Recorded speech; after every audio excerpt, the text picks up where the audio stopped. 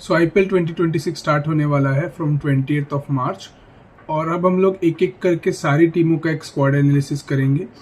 हम लोग देखेंगे कि क्या प्रोबेबल प्लेइंग 11 हो सकती है हर टीम की, और क्या ऐसे चैलेंजेस है या पॉइंट्स है जिनके ऊपर टीमों को वर्क करना होगा या उनको बेटर करना होगा to do well in this tournament.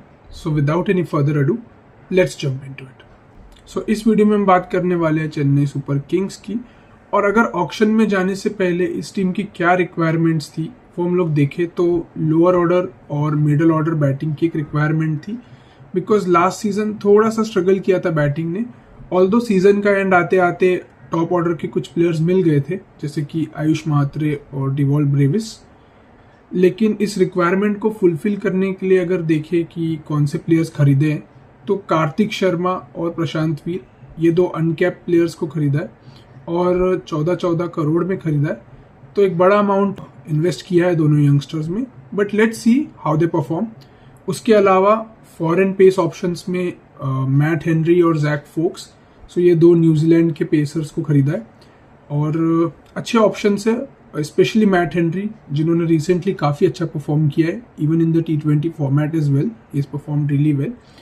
उसके अलावा अगर देखें तो अकील हुसैन का एक foreign left arm allround option है, और मैट शॉर्ट को खरीदा है, मैथ्यू शॉर्ट को, जो कि एक ऑफ स्पिन वाला ऑप्शन भी देते हैं अलॉन्ग विथ बैटिंग। उसके अलावा इंडियन ऑप्शंस में देखें तो बैटिंग में सरफराज खान है, फिर अमन खान एक ऑलराउंडर है, और लेग स्पिन ऑप्शन में राहुल चहर है।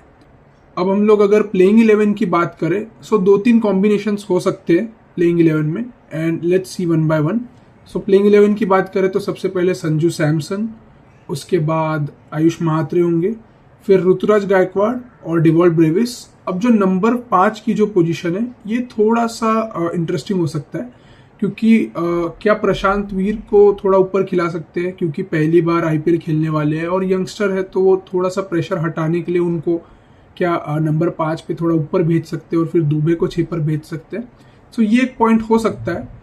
ये भी हो सकता है कि शायद दुबे को ही 5 पर भेजे, बिकॉज उनका रिसेंट फॉर्म काफ़ी अच्छा है और नंबर 5 पे उन्होंने इंडिया के लिए भी अच्छा परफॉर्मेंसेस या अच्छा परफॉर्म करके दिया है। तो हो सकता है दोनों में से ये दोनों ऑप्शंस में चेंजिंग या रोटेशन हो, लेकिन अभी के लिए मैं प्रशांत वीर को 5 पे रख रहा हूँ और दुबे को 6 पर। उसके बाद अगर हम लोग देखें तो नंबर 7 पे जो ऑप्शन है वो हो सकता है धोनी हो, ऑल्दो वो प्रिफर करते हैं नंबर 8 पे आना, लेकिन अभी के लिए मैं धोनी को नंबर 7 पे रख रहा हूँ। उसके बाद 8 नंबर पे मैं अकील हुसैन को रख रहा हूँ। यहाँ पे काफ़ी लोगों को लगेगा कि शायद कार्तिक शर्मा प्लेइंग 11 में होने चाहिए, और हो सकता है क्योंकि 14 करोड़ इन्वेस्ट किया उनके ऊपर, तो हो सकता है कि उनको मोस्ट प्रॉब्ली खिलाए, लेकिन मुझे लगता है कि अकील हुसैन को खिला सकते हैं, और मैं उसका रीज़न भी दूंगा कि क्यों मैंने उनको प्लेइंग 11 में रखा है। सो नंबर 8 पे अकील हुसैन, फिर नंबर 9 पे जेमी ओवर्टन, बिकॉज ये भी एक थोड़ा सा बैटिंग वाला ऑप्शन देते हैं और along with that pace bowling का ऑप्शन भी देंगे। और उसके बाद फिर नूर और फिर खलील। सो ये मेरा प्लेइंग 11 होगा। और अगर हम लोग इम्पैक्ट सब की बात करें सो नेथन एलिस को मैं इम्पैक्ट सब में रखूंगा, या फिर मैट हेनरी भी हो सकते हैं। सो ये एक कॉम्बिनेशन हो सकता है प्लेइंग 11 का। तो मैं अभी बताता हूँ कि मैंने ये वाला कॉम्बिनेशन क्यों रखा। सो अगर मैं उस कॉम्बिनेशन की बात करूं जहां पे प्रशांत वीर और कार्तिक शर्मा दोनों ही प्लेइंग 11 में, जो कि मोस्ट प्रोबेबली लोग एक्सपेक्ट कर रहे हैं कि ये वाली प्लेइंग 11 होगी, तो इस प्लेइंग 11 में एक छोटा सा इशू है जो मैं आपको बताता हूं। तो अगर आप कार्तिक शर्मा और प्रशांत वीर दोनों को इस टीम में रखते हैं तो अगर आप देखें बॉलिंग ऑप्शंस विद इम्पैक्ट सब, तो वो है नेथन एलिस, खलील अहमद, फिर नूर अहमद, उसके बाद फिर प्रशांत वीर और जेमी ओवर्टन। तो ये आपके 5 बॉलर्स हैं, और जो 6th बॉलिंग ऑप्शन है वो दुबे है। सो इम्पैक्ट सब के साथ भी आपके पास 5 ही बॉलिंग ऑप्शन है, एंड T20 में आपको एक्स्ट्रा बॉलिंग ऑप्शन थोड़े चाहिए होते हैं, बिकॉज कभी कभी आपके मेन बॉलर्स को थोड़े रन जा सकते हैं, तो उस सिचुएशन में एक बैकअप बॉलर या फिर एक 6th या 7th ऑप्शन चाहिए होता है। सो इस प्लेइंग 11 में विद इम्पैक्ट सब आपको 5 बॉलर्स मिल रहे हैं, एंड देन 6th ऑप्शन में दुबे मिल रहे हैं।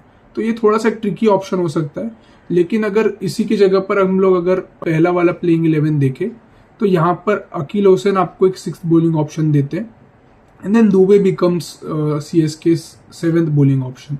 सो बॉलिंग में थोड़ी आपको डेप्थ और मिल गई और बैटिंग में भी आपको 9 नंबर तक बैटिंग मिल रही है। सो आई थिंक अगर ये कॉम्बिनेशन से खिलाएं तो वो जो मॉडर्न T20 टेम्पलेट है उसके अकॉर्डिंगली एक अच्छा कॉम्बिनेशन बन जाएगा।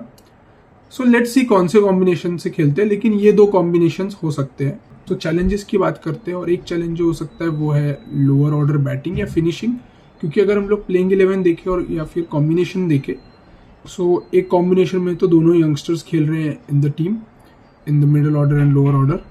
सो वहाँ पे थोड़ा सा इनएक्सपीरियंस है बिकॉज पहली बार खेलने वाले। So will have to see how they perform. हो सकता है अच्छा परफॉर्म कर जाए या फिर हो सकता है थोड़ा सा स्ट्रगल करे। So will have to C.